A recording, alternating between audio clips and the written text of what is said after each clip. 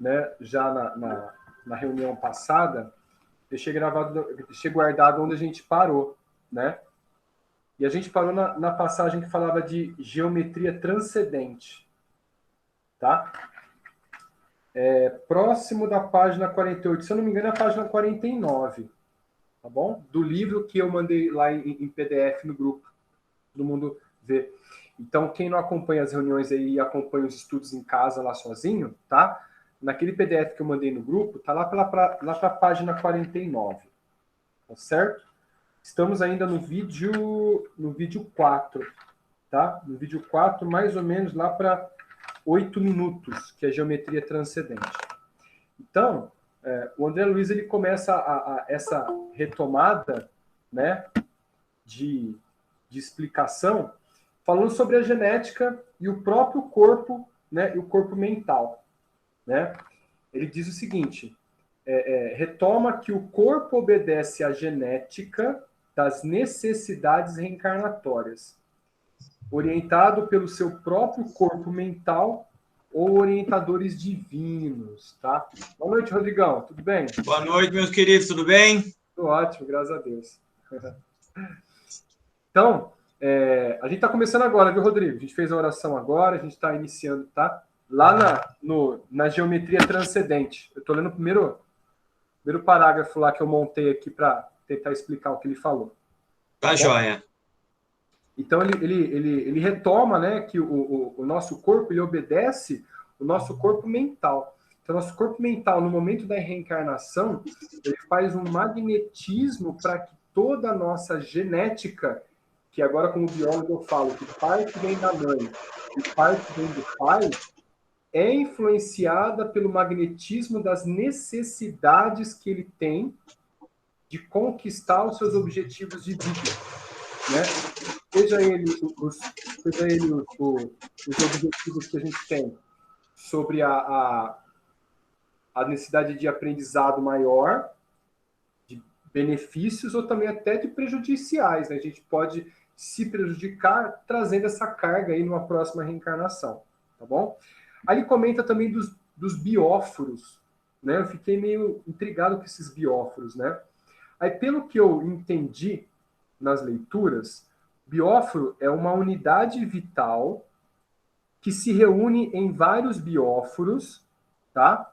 Que esses vários bióforos se reúnem em outros grupos de bióforos. Então, é como se fosse assim, ó.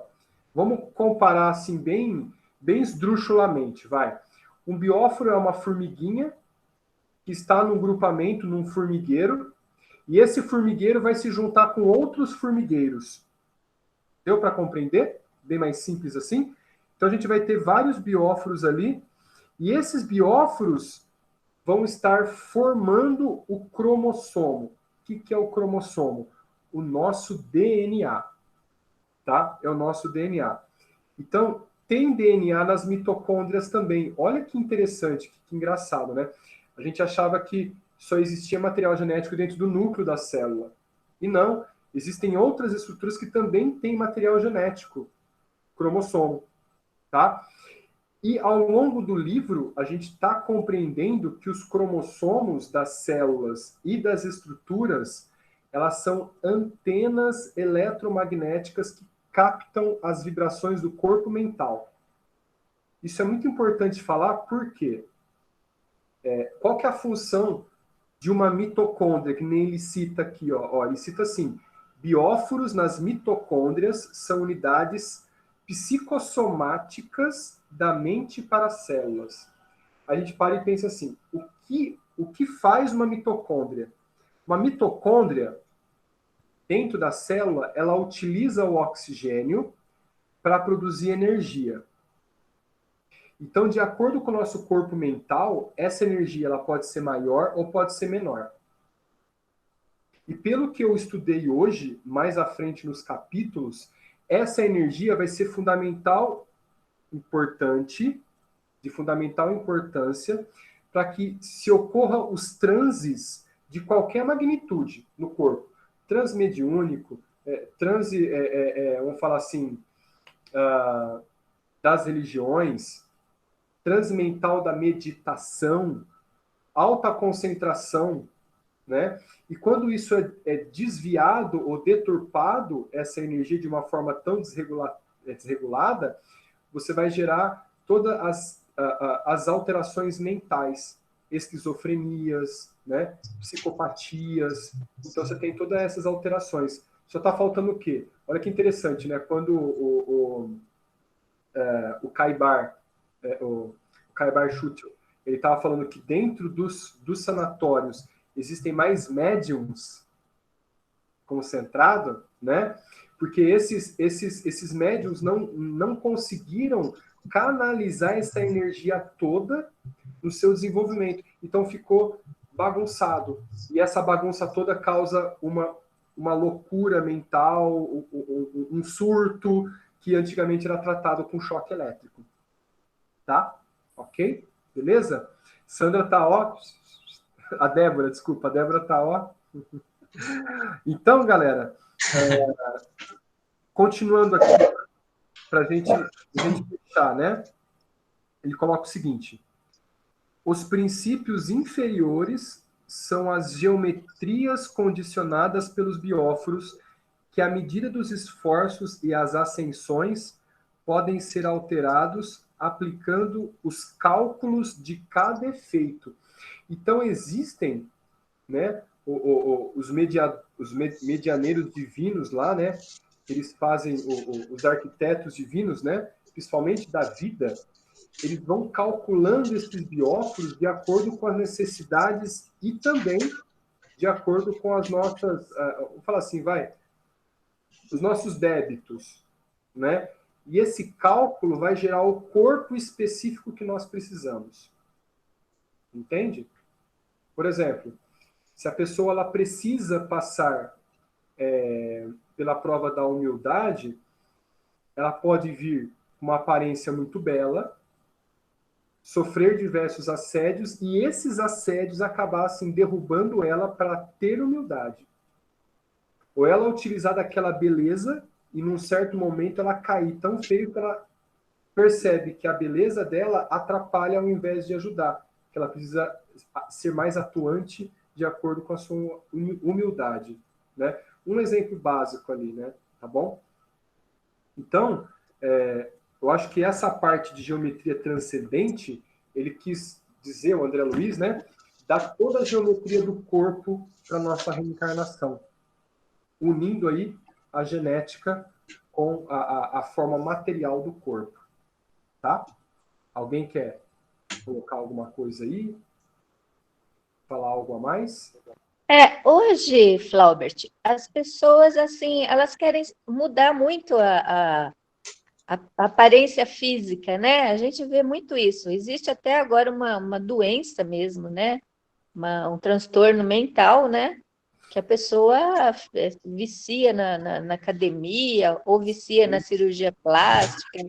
Então, alguma coisa aí tá dando errado, né? É o exagero, Porque né? O exagero judicial, né?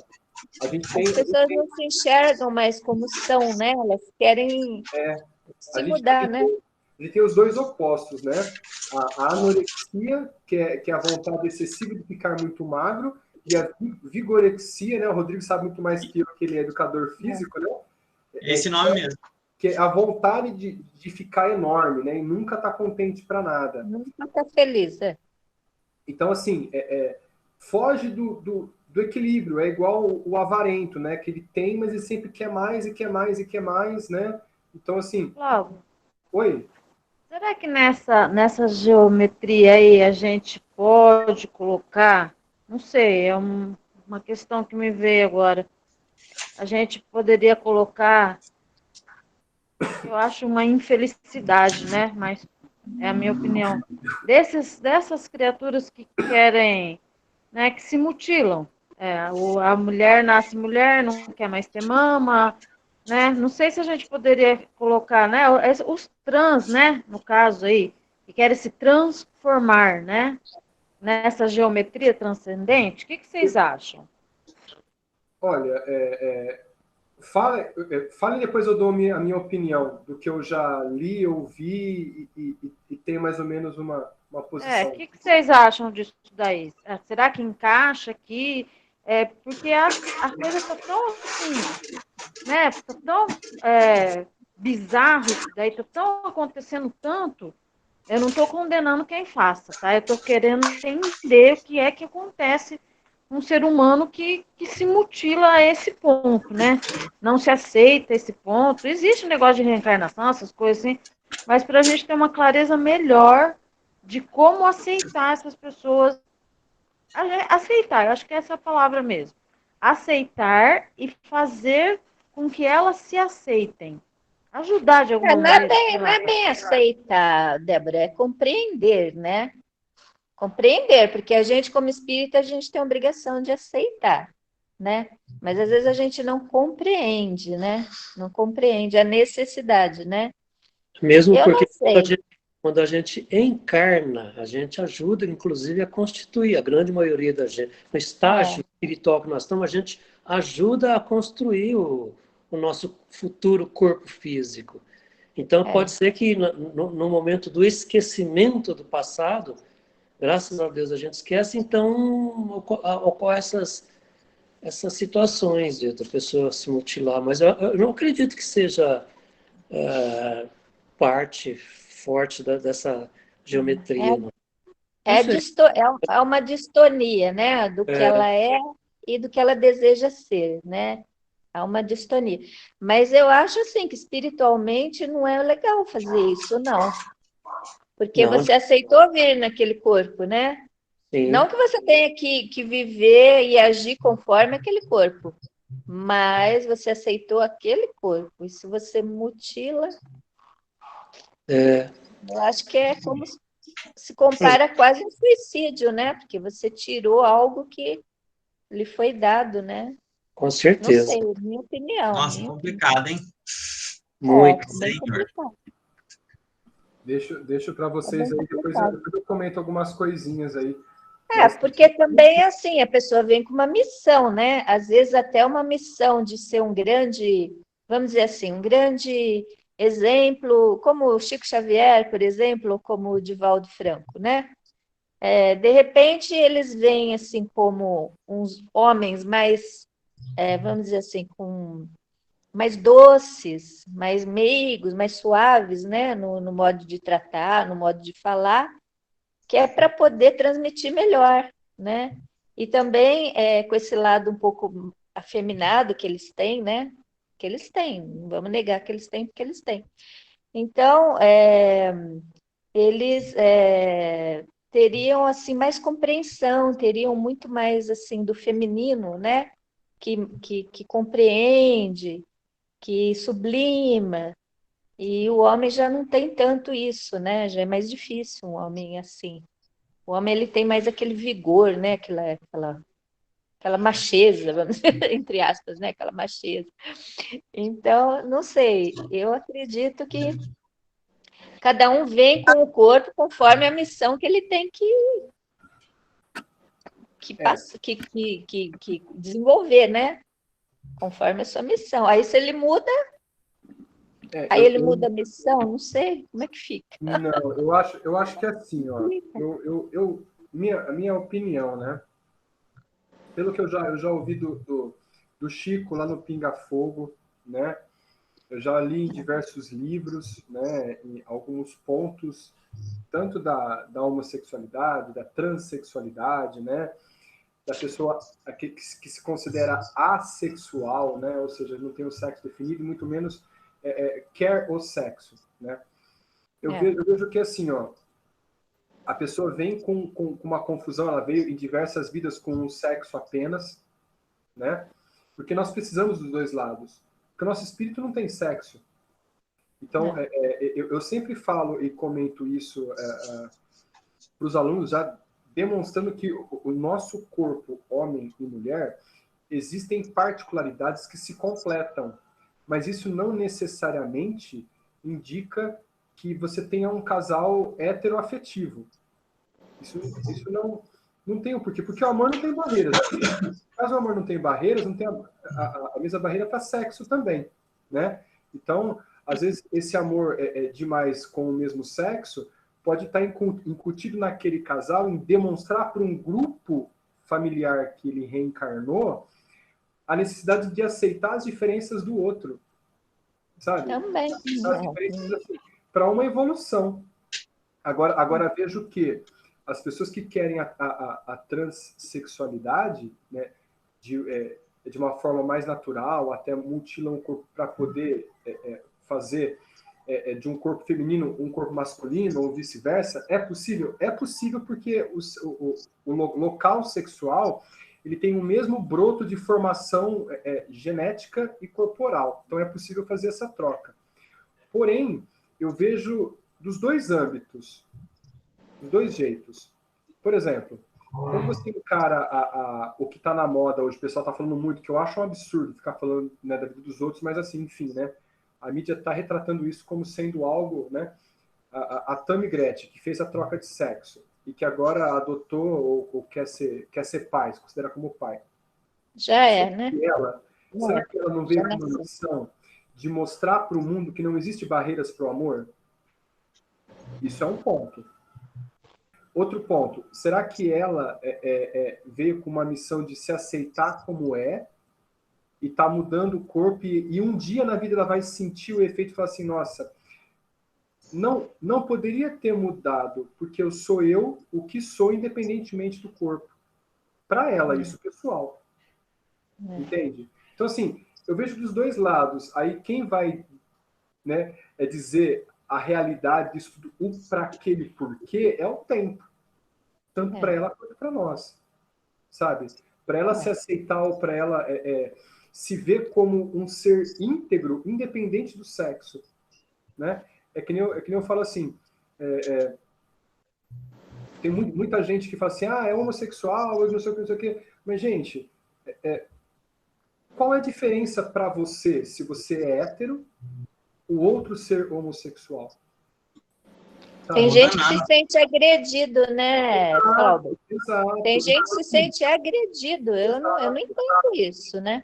Você sabe que, assim, essas pessoas que se sentem agredidas, eu acho que não se entendeu como pessoa. Ela precisa aprender. E essas pessoas, elas têm contato muito mais direto com homossexuais para poder prender na marra.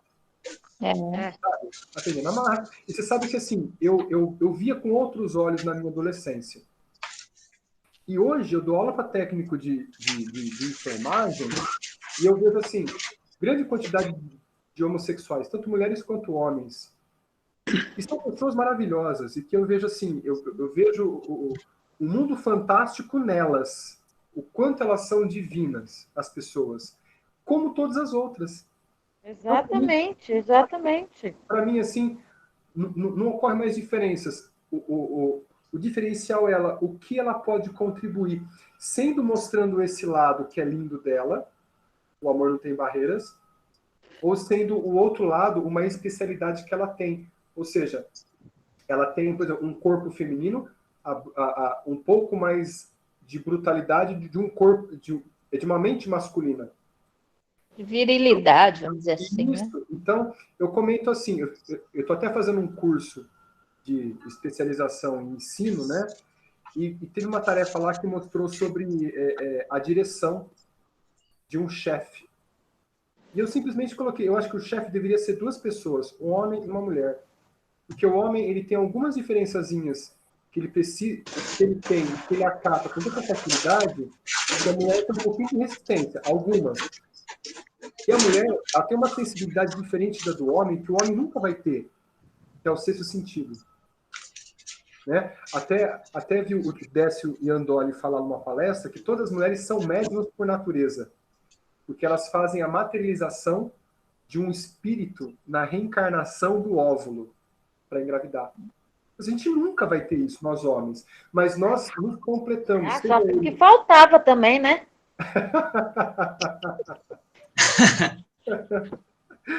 Então, assim, eu acho, Cláudio, acho o seguinte,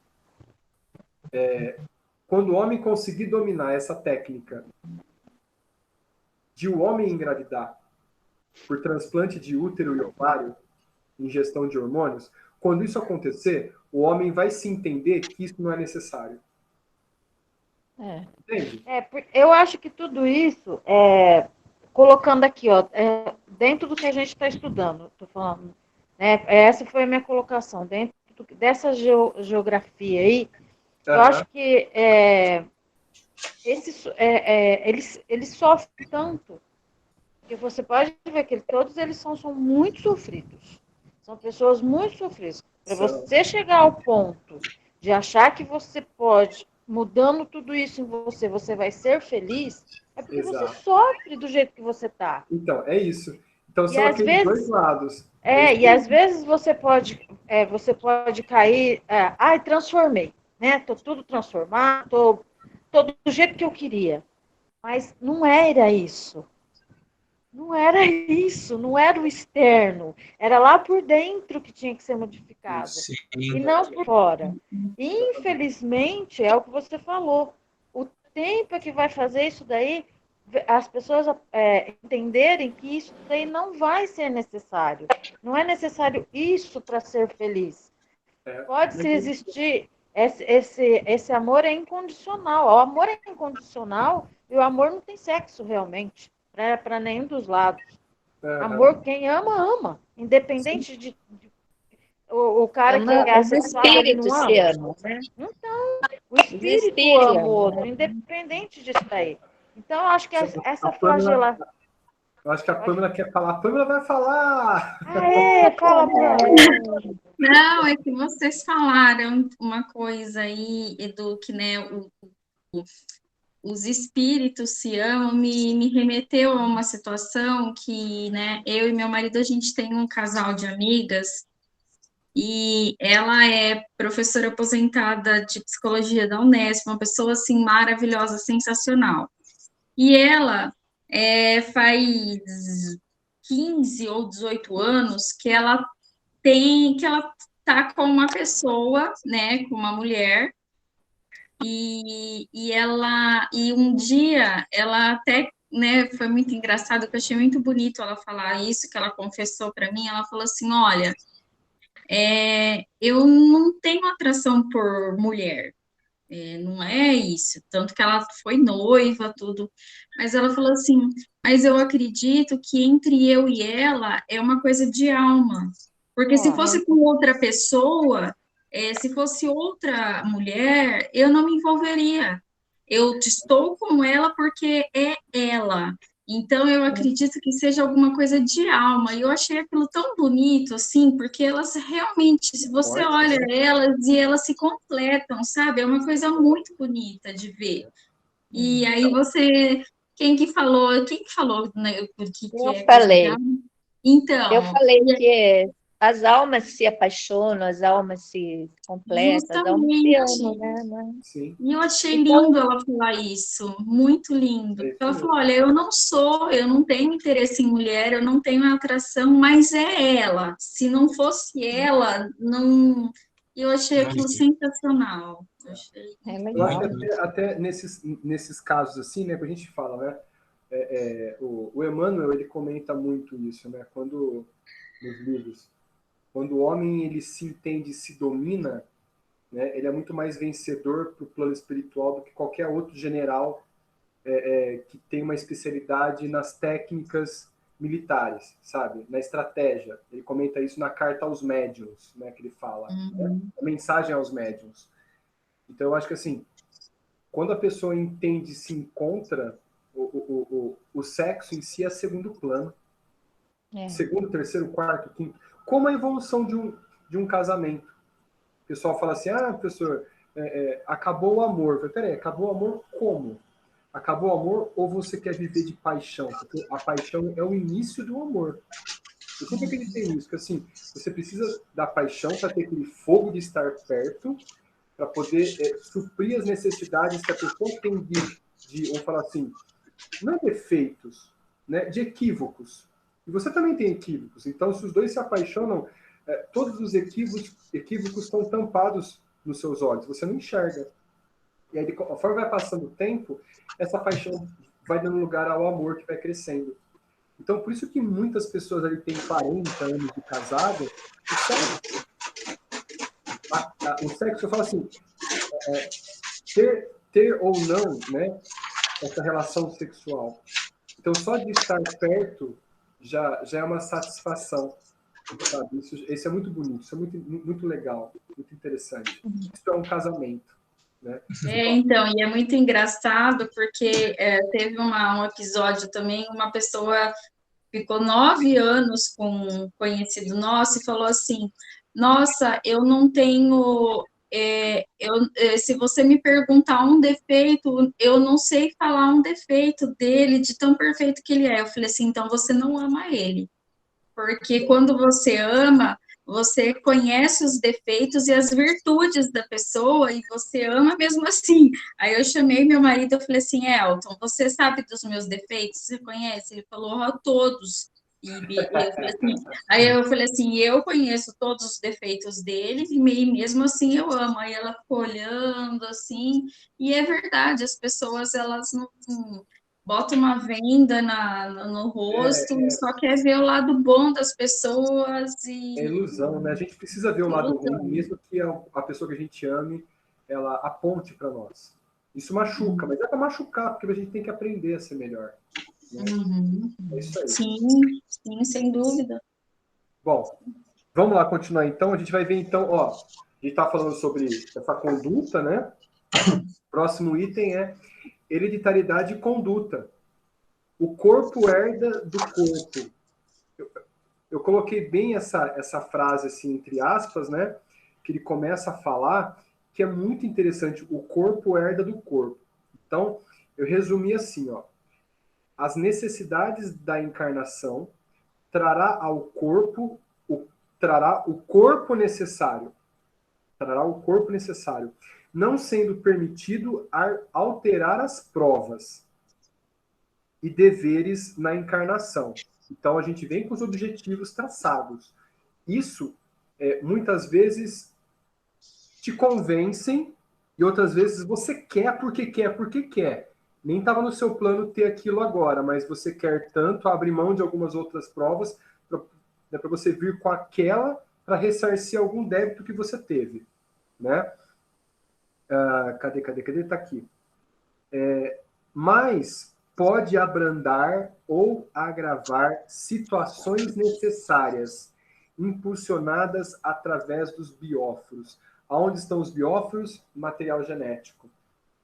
Então a gente assim, ó, vamos trocar em miúdos. Se eu tenho uma prova grave a passar, essa minha prova ela pode ser abrandada. Como? Com a minha boa conduta, com a minha boa ação, seguindo as leis divinas. Isso não quer dizer que eu vou ser um santo. Mas de acordo com o meu esforço em melhorar, essa prova pode ser menor. Com Mas certeza. não retirada. Não retirada. Né? Nunca. Retirada nunca. Porque o meu espírito precisa disso. Meu corpo mental precisa como aprendizado para nunca mais cair nesse mesmo erro que vem caindo há muito tempo, há outras vidas. Então, se você age de uma outra forma, essa prova ela é muito mais agravada. E através dos bióforos podem agravar ou abrandar. Então, esses bióforos eu acredito que sejam doenças corporais. Um câncer. Você teria que ter uma pneumonia. Por exemplo, eu tive 3. Ué? A Clarinha tá aí. Tá procurando a Clarinha. A Clarinha tá aí. Eu tive 3 pneumonias. Eu acredito que essa fragilidade do meu pulmão foi pela minha vida passada, ou de ter fumado que nem um cachorro, porque eu odeio cigarro hoje, ou por ter feito coisinhas bem maldosas, através da respiração com outras pessoas, né? Então, eu vejo assim, de acordo com a minha conduta, eu sei que eu posso ter mais pneumonias, ou eu vou ter e não ter que parar no hospital acamado. As 2 primeiras eu fui acamado. Foi pneumonia acamado. O medicamento sofrendo, sabe assim, veia que estourava pro soro, medicamento muito forte. E a última que eu tive foi mais branda. E é interessante que eu já estava no centro espírita, já trabalhando e me trabalhando internamente. Então, assim, acredito eu, que foi abrandado. E acredito que o meu fim vai ser mais ou menos por aí. a minha passagem para o outro lado, mais ou menos por aí. Mas assim, ó, espero que demore um pouco. Por né? favor. Que demore um pouco. Mas se for agora também, eu vou feliz. Fazer o quê? Então, assim, ó, deu para entender mais ou menos? Os bióforos, então, eles vão concretizar o que seu corpo mental sabe que você vai ter que passar. Então, os mentores, eles dão interações aos bióforos para abrandar ou agravar. Deu para entender? Tranquilo? Sim, sim. Então, ok. Então, agora chegamos no capítulo 8. Olha só. Evolução e metabolismo. Isso aqui vai pegar. É um pouco mais rápido, mas vai pegar. Por quê? Quando a gente pensa em metabolismo, acho que o Rodrigo pode falar melhor que eu, né? Pensa em metabolismo. O metabolismo é aquele conjunto de reações químicas que envolve todo o corpo. Seja ele reações químicas de formação de substâncias ou destruição de substâncias. Tá? Por exemplo, destruição seria a nossa digestão. A formação seria a formação de tecidos, cabelos, peles, unhas, né? E etc. Então, ele coloca assim, ó, logo de cara, suprimento da vida. Mas caramba, suprimentos da vida? A gente não precisa comer? É só isso? Não, tem mais coisa além disso. Querem ver? A preparação do planeta pelas bactérias que prepararam o solo, os vegetais que criaram a atmosfera adequada aos animais. Esses animais geraram recursos orgânicos para a expressão do instinto que nós temos, né? Rumo à inteligência. E o homem plasmando valores definitivos da inteligência rumo à angelitude. Olha, o André Luiz definiu nesse conceitinho aqui, ó, nessa primeira passagem do capítulo 8, o que nós chamamos de sucessão ecológica, mas a gente define num espaço na biologia. Ele definiu essa sucessão no planeta, até a nossa angelitude. Porque o planeta foi formado através de poeira cósmica, que se concentrou e formou aquela rocha derretida que resfriou, formando a crosta terrestre. As bactérias foram os primeiros seres que surgiram, começaram a preparar esse solo todo para a chegada dos indivíduos posteriores, que são mais evoluídos. Por isso que nós temos uma tendência evolucionista. E é real, né? Então, elas prepararam a terra e a água, no caso que a vida começou na água, né?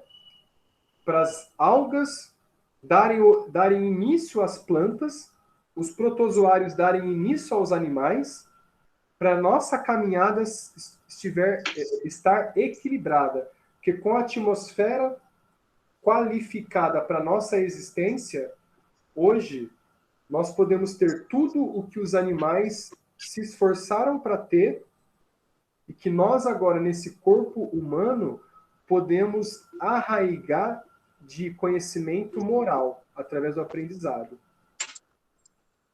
Compreendeu essa evolução? Então, todos dependemos de todos. Porque nós só estamos nesse corpo hoje porque nós, há bilhões de anos atrás, já fomos uma bactéria em outros planetas, já fomos uma alga em algum planeta, e hoje nós estamos humanos, estamos terráqueos. Amanhã podemos estar em outros planetas ajudando, sendo, sei lá, um Beethoven, sendo um Isaac Newton, sendo um Einstein, né? Vai demorar um pouquinho, né? Mas nós chegaremos nesse patamar. Sim. Todos nós chegaremos. O Emmanuel fala que nós estamos fadados à perfeição. Ou seja, um dia nós chegaremos. E essa chegada vai depender de nós. Se ela vai ser mais acelerada, com alguns bilhões de anos, ou mais retardada, com algumas centenas de bilhões de anos. Caramba. É chão, hein? E tem a história, Flaubert, que fala que a gente não usa a totalidade do nosso cérebro, né? Então, Não. Quer dizer, a gente sabe mais do que a gente aparenta É. saber, né, na É por verdade. isso que Jesus falou: vós sois deuses. Por É. quê? Porque nós temos o princípio cósmico de Deus em nós, que é o plasma da vida. Lembra que a gente viu lá no início do livro que ele comentou? O fluido cósmico universal é a inspiração de Deus. Então, todos nós temos Deus dentro de nós. Todos nós somos deuses. Então, quando a gente compreender o aprendizado todo, nós vamos usar 100% da capacidade mental. Hoje, eu fiquei pensando, será que existe algum livro que fala de Jesus quando menino? Vocês têm ideia? Existe? Depois Tem. fala para mim, por favor. Existe uma quadrilogia, eu Nossa. consegui ler só o primeiro, que começa desde o nascimento dele, mas visto espiritualmente também, que chama Harpas Eternas. Nossa. É uma quadrilogia. Eu demorei mais ou menos 1 ano para ler o primeiro só, porque é muita instrução, então você lê, aí depois você volta, vai e vem, porque é muita informação que você tem, e Sim. chegou uma hora que eu parei de ler, esperei, li outro livro e voltei a ler de novo. Porque a hora que você vai lendo, você vai entrando na história, né? E fala de todo o processo com os essênios, de fugir de dentro das cavernas, esse monte de coisa assim, de como eles escondiam Jesus, mesmo menino. Eu li o que eu acabei de ler, ele parou com 15 anos. Então vai continuando até o desencarne dele. Então são 4 livros, chama Harpas Eternas. Então, assim, É muito legal. eu imagino como que seria, né, ele, assim, tendo todo esse conhecimento já reencarnado, porque, assim, é um pé 56 num calçado de 20. É. Assim, imagina Sim. como começou a falar, né? Como ele começou a falar. Que engraçado que você falou isso agora. Tem uma citação disso daí, que ele era tão assim, que como é que ele podia estar naquele corpinho tão pequenininho? Tanto que nessa fase que eu li aí, enquanto os essênios estão ensinando para ele entra em transe, mesmo criança. E Olha, aí, para os essênios contornarem esse daí, para mostrar que a hora que ele estava ali consciente, o que é que tinha acontecido. É muito louco o livro, nossa, mas é muito instrutivo. imagina, né? Então assim, é bem... Nossa, é fantástico tudo, né? É Ô, fantástico. Débora, me empresta esse livro aí que eu quero ler. E pior que não é meu, não é meu, é da minha filha, mas a gente dá um jeito, Fica tranquilo que a gente dá um jeito. Passa depois o Fiquei nome. curiosa agora. De repente a gente acha em PDF, né? Se não tiver, a gente... Harpas Eternas, quadrilogia. Harpas Eternas. Vou anotar. Muito bom. Eu já ouvi falar que o José, né? O José, o pai de Jesus, ele viveu lá entre os essênios, né? E, inclusive, ele não comia carne, ele tinha alguns costumes lá dos essênios e tal. Então, sabe, acho que por isso também ele foi escolhido para pai, né? Nada por acaso, né? Não, por esse primeiro... Eu tenho uma teoria muito louca, mas é... Pode falar. Qual é? Eu tenho uma teoria muito louca, mas a minha. Eu acho que que Jesus Cristo, quando veio para a Terra, ele não veio com o corpo integral dele. Ele deve ter vindo com... Como ele já era um ser de luz, ele precisou só de uma personalidade dele, uma parte do espírito dele veio e encarnou aqui, como a gente faz com as personalidades encarnadas. Seria uma personalidade encarnada dele, que já, como tá, todas as personalidades dele se agruparam na perfeição, então qualquer uma delas que viesse encarnasse, estaria feito. Porque ele continua sendo ainda o gestor do sistema da Via Láctea, né? Então, é muito complicado. Eu acho que seria muita coisa, muito pesado para o bem a encarnação completa de Jesus. Eu acho que veio um fractal Eu do concordo. Espírito Eu veio também para a acho. Terra. Pode Eu ser, concordo. pode ser. Pode ser. Tem. Não tem uma passagem, que eu não sei onde que está escrito isso, que a gente lê tanta coisa que não sabe nem onde ler as coisas, né? Tem uma passagem que diz que quando Jesus tinha lá para os seus 20 e poucos anos, ele se retirava e ia orar em alguns lugares, porque realmente entra nisso que você está falando, JC. O corpo era tão denso para o espírito que ele não aguentava. O espírito não aguentava ficar ali no corpo, por causa da densidade. Então ele se retirava e às vezes. Existe, Não sei onde que eu li, que existe às vezes parece muitas que passagens. Existem muitas passagens que diz que ele foi para a Índia, foi para outros, mas isso daí foi uma bicorporação. Ele esteve lá, mas como em bicorporação. Não o que estava ali na Galileia foi até a Índia, não. Foi nesse período que ele sumiu. Ele simplesmente tinha a propriedade da bicorporação e podia lá fazer, ouvir, aprender lá e voltar com o aprendizado.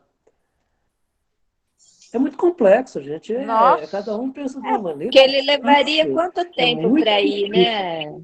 Ele levaria quanto tempo para sair Então, onde ele estava para todos então esses... para ir e voltar. Naquela época, É bem pesado. Eu realmente. nunca pensei por esse lado, viu? Nunca É. imaginei por esse lado. Olha só. Bom, Ele se tinha Chico uma Xavier mediunidade. tinha tantas mediunidades, imagina Jesus. Nossa. Não, imagina, Jesus. Jesus Eu não acredito que o Jesus completo, É. a mônada Jesus tenha encarnado na Terra. Eu acredito que tenha sido um fractal dessa mônada que encarnou. Que já é perfeito, né? Porque Já é grande parte demais. da perfeição. O que seria a mônada? Eu não sei. Mônada seria por exemplo, você é uma mônada.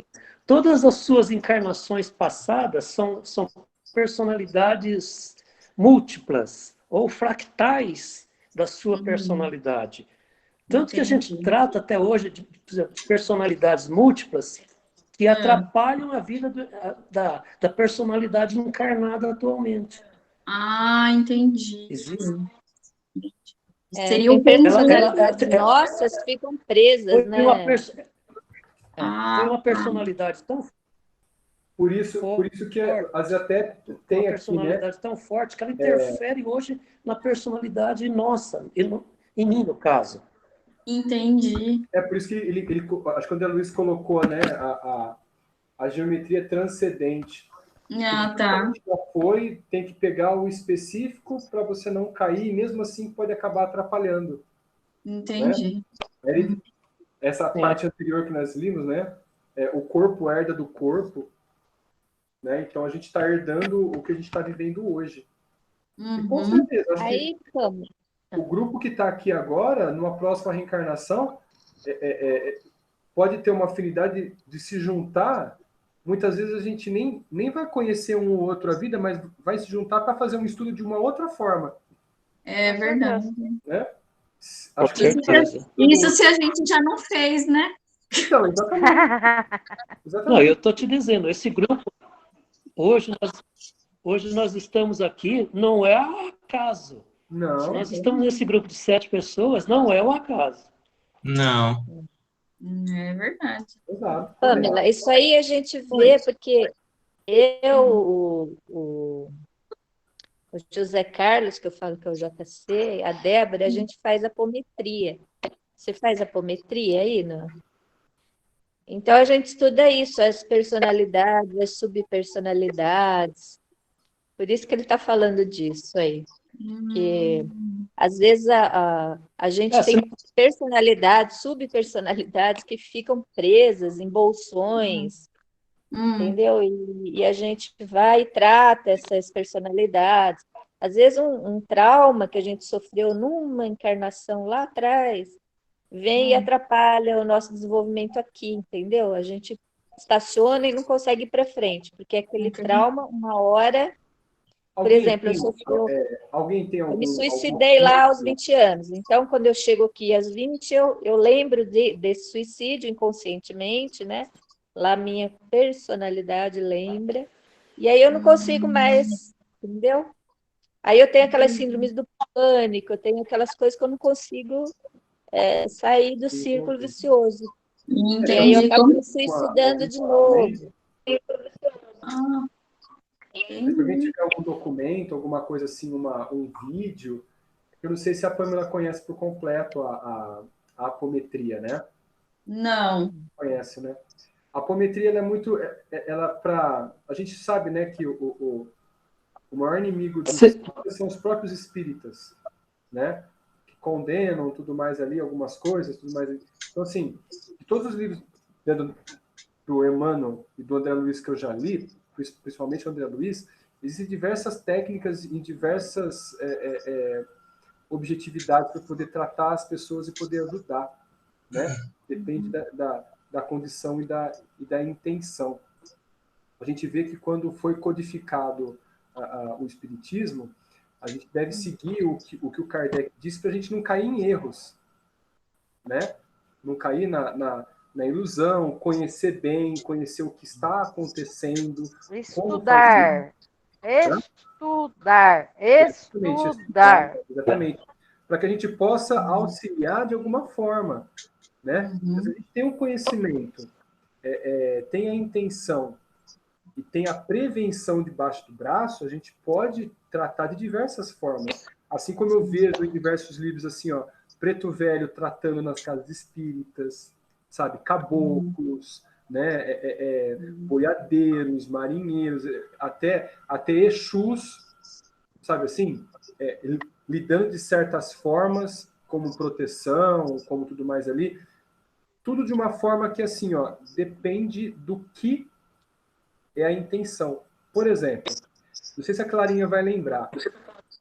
Teve uma vez... Ah, não, ela não vai lembrar porque ela estava mediunizada. Eu participei de uma sessão de desobsessão, Clarinha estava no estudo, mas ela não estava presente de espírito. E aí incorporou um cangaceiro. Eu tinha acabado de ler um livro que falava que o Lampião era um dos indivíduos do grupo de Bezerra de Menezes, que eles foram pegar o Lampião lá no Umbral. Olha só. E aí tem-se notícias que o Lampião hoje ele faz o trabalho, né, pro bem. Lampião. Tem os seus débitos? Tem. Mas não tira o esforço do bem.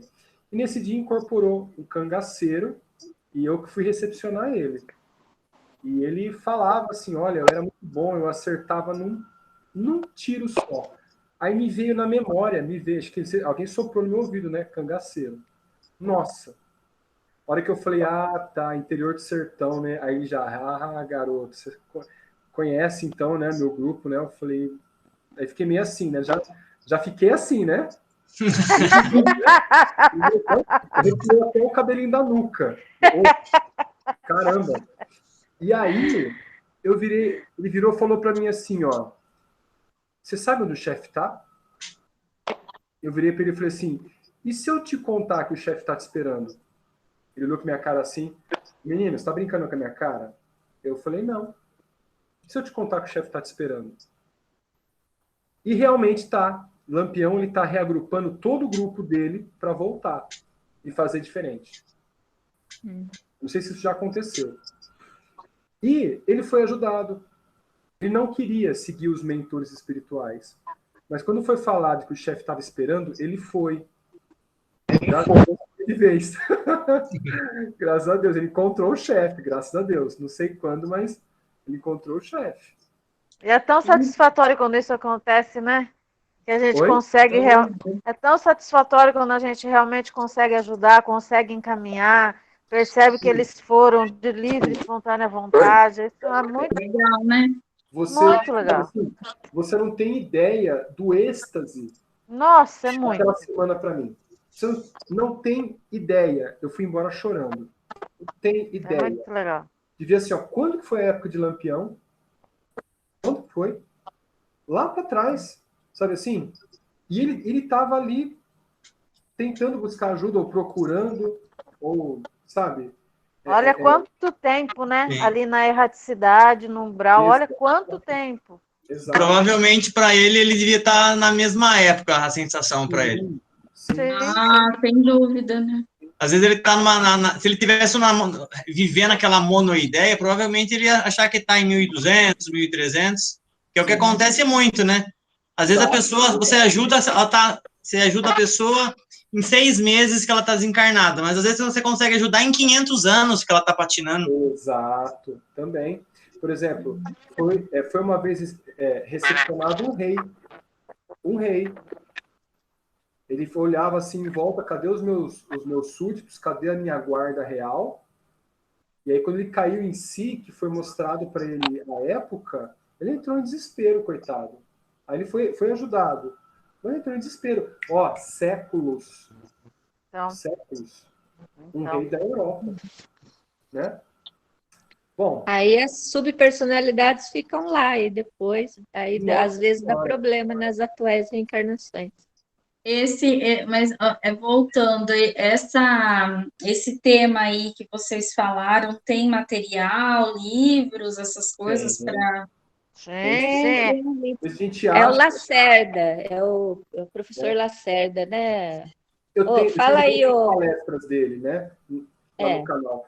Eu vou colocar É no um grupo. gaúcho, médico, José Lacerda. professor Lacerda, não, doutor Lacerda. Era um médico gaúcho, que ele que desenvolveu, né, um método de tratamento chamado apometria, que é quando você Legal. sai do corpo, né, e vai tratar em outra dimensão, no hospital, em outra dimensão. Ô, Pamela, só para miúdos. Hospital, no umbral, Ó, tudo usar você vai. eu vou desligar a gravação aqui para a gente continuar, tá? Porque a gente já passou das 9.